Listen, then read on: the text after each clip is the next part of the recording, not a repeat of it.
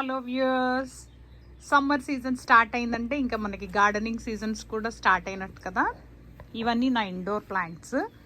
వీటిని బయట పెట్టి కొత్త సాయిల్ అండ్ ఫర్టిలైజర్ యాడ్ చేశాను. ఇది కాస్కో నుంచి తెచ్చిన organic potting mix soil with compost ఉంటుంది.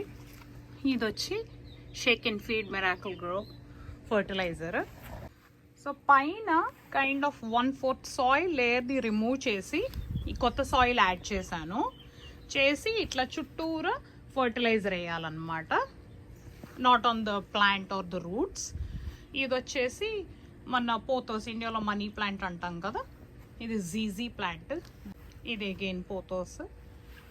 ఇది అలోవెరా, స్నేక్ ప్లాంట్, అలోవెరా.